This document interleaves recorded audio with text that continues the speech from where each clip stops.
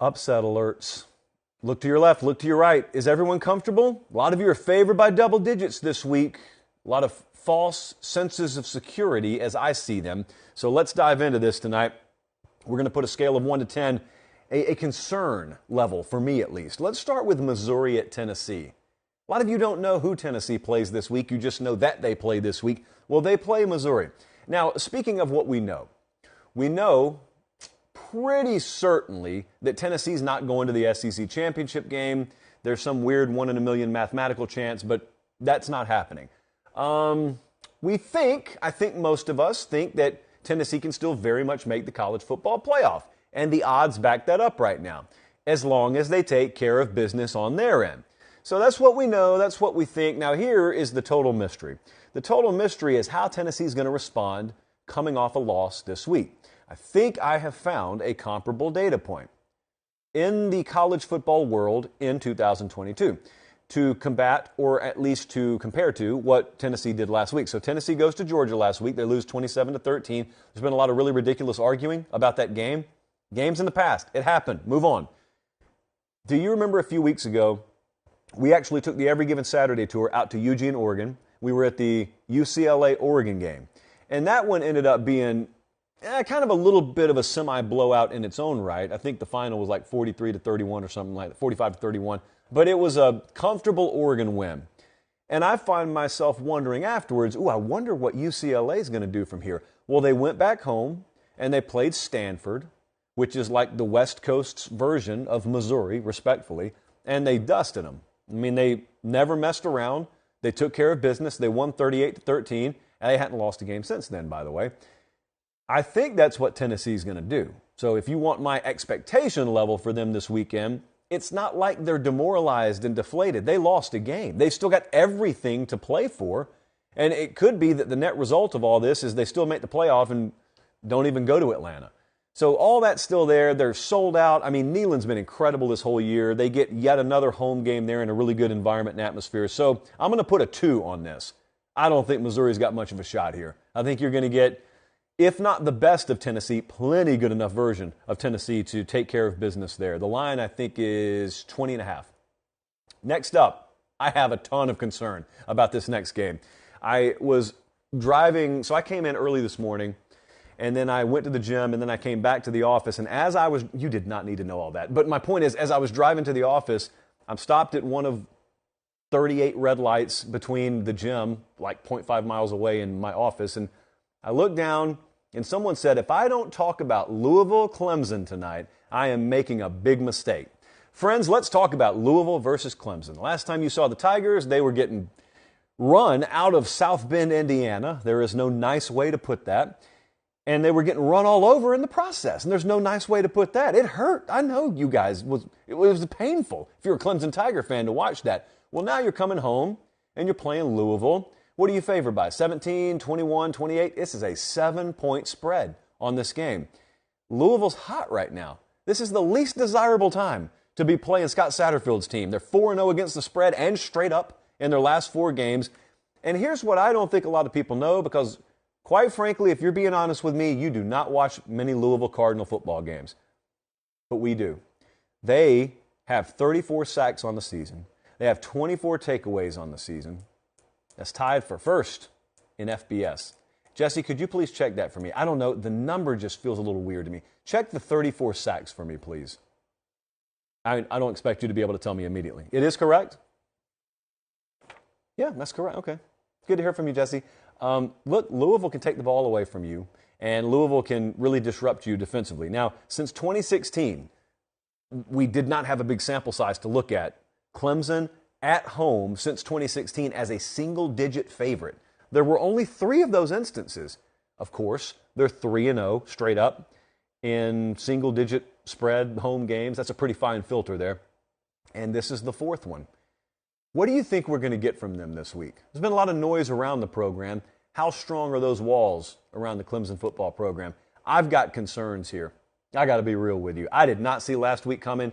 I don't want to be fooled again, as the Who would say. I'm going to put an 8 on this. I am deeply concerned about Clemson this week. I don't have any money on this game. We're not going to make it a best bet. The model likes Clemson, actually.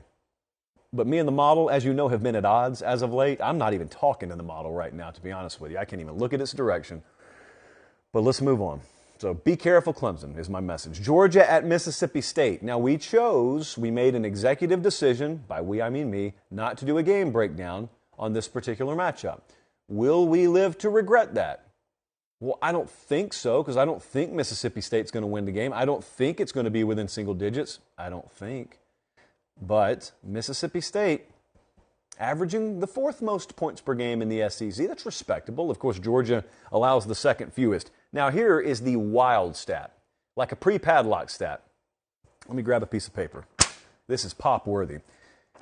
This is not a typo. Georgia has allowed 17 touchdowns in their last 21 regular season games. I'll repeat it. Georgia, Bulldogs there in Athens, 21 touchdowns allowed in their last, or 17 touchdowns allowed in their last 21 regular season games. Do you know who number 2 is? Let me spoil it for you. Number 2 is Iowa.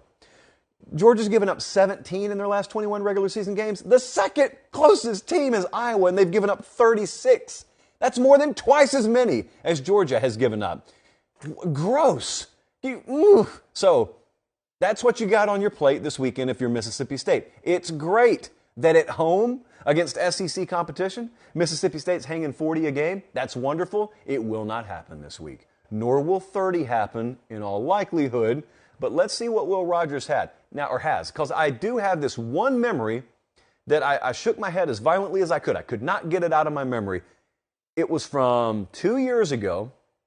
You will recall Mississippi State comes into Athens. They had like 14 scholarship players or something ridiculous like that. And they took Georgia to the absolute wire. And that is the last time that I've seen these two teams play. I don't think it's going to be that close. I'm putting a 3 on this game because you have the standard letdown spot here. The last time we saw Georgia go on the road to Missouri, it was a close game. I just think Kirby Smart's got that team's full attention now. I do not think we will see it, but I'm going to put a 3 just in case. What about Washington at Oregon? We already broke this game down. In fact, I just posted the preview video for those of you who want to see the individual preview from the show Tuesday night on the channel in the last few hours. Oregon's got a leaky secondary. The numbers back that up. That's true. Oregon's linebacker unit, for whatever reason, very talented, but they can be had in pass pro. You know, if you are able to work the middle in such an effective fashion as Michael Penix in this Washington passing attack can do, and I emphasize the word can, because if they do what they can do, they can easily make this a 4-quarter game. They could pull the upset now if they have their best passing game of the year, if they're not turning the ball over. The style of play Washington has to incorporate is such that they have to expose themselves to the risk of turnover. I still think at the end of the day, my confidence in Oregon winning this game stems from the fact that I just think they're going to be able to run on Washington. Washington's got a respectable run defense, and that's about it. And UCLA did too. And we saw what Oregon did to them. Now, if you're elite, if you're holding your opponent to like 65% of their yearly rushing totals, that's different. But that's not Washington. And so Oregon, I think that coaching staff looks at them, and I look at them and say, we're going to be able to run on them. And as a result, they're going to take a lot of the volatility and variance and potential outcomes out of the equation. And I think pretty predictably, we're going to see Oregon end up winning that game. Now, of course, as is the caveat with every college football game, if you have a bunch of turnovers, that's how that gets thrown into a blender. We always have to predict games as if we're predicting the turnover battle to be even, because no one has the ability to predict turnovers. So outside of that, I do like Oregon here. For the record, rivalry game here, I'm going to put a 5 on the upset alert meter. Got to take it seriously. Oregon minus 13. This is the stretch now. They got Washington, they got Utah at home, and then they go to Oregon State. This is the stretch. They got to play their best ball. They've been rolling. Look at how consistent their scores up. Colin, leave that up for a second. Listen to this now. From week 3 on, they've scored 41, 44, 45, 49, 45, 42, 49. That's crazy. That's like razor sharp efficiency. Also kind to totals bettors who want to know where you're going to land every week. Last game, I want to... Brandon Walker just texted me. Sorry, bud. On air. Kind of do a live show. Alabama, Ole Miss. Yes, this is an 8. Same spread on this game, just about the same spread as Oregon and Washington. I got much bigger concerns about this game. And if any of you can convince me that you somehow know Alabama's all of a sudden going to have their act together as they go out on the road again, I'll listen to you. I don't have that confidence. And all I keep thinking about is Lane Kiffin sitting over in Oxford. They were off last week, by the way, so they got 2 weeks to get ready for this. And I keep thinking about Lane Kiffin having this piece of figurative paper in his back pocket. And it's been there for months.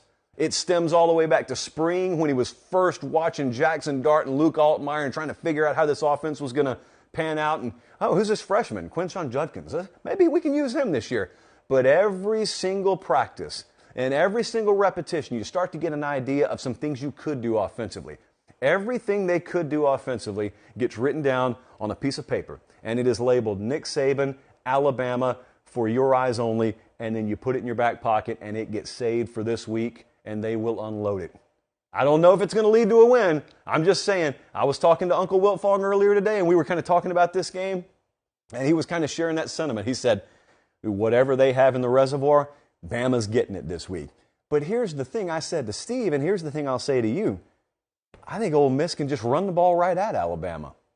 They run the ball as well as any team in America outside of the service academy, statistically. They run the ball as well as any team in the SEC. They run it for 267 yards a game. So they've been lethal on the ground. And my mind keeps going back to where Alabama is right now mentally. And if they're fully checked in and you get one of their better performances, sure, they should win the game. Because Ole Miss's defense should not be able to contain Alabama. Shouldn't be able to.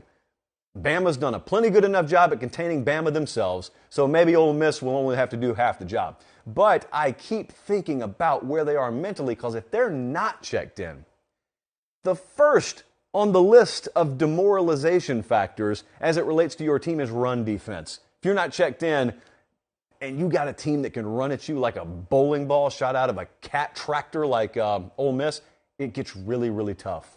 And it doesn't just last one quarter or 2 quarters. Ole Miss may run the ball 50 times Saturday. What's that number going to look like? I don't know. What's Bama's number going to look like? I don't know. This is an 8 for me. I'm very concerned, as I will be anytime Alabama goes on the road for the rest of the year. So there you go, upset alerts. It was a little crooked. It didn't exactly correlate point for point with what the spreads are, but that's where my mind's at. Guys, thanks for watching Late Kick. Make sure and leave a comment. I love interacting with you. But most of all, please like the video and subscribe to the channel. That's how we keep all of this free.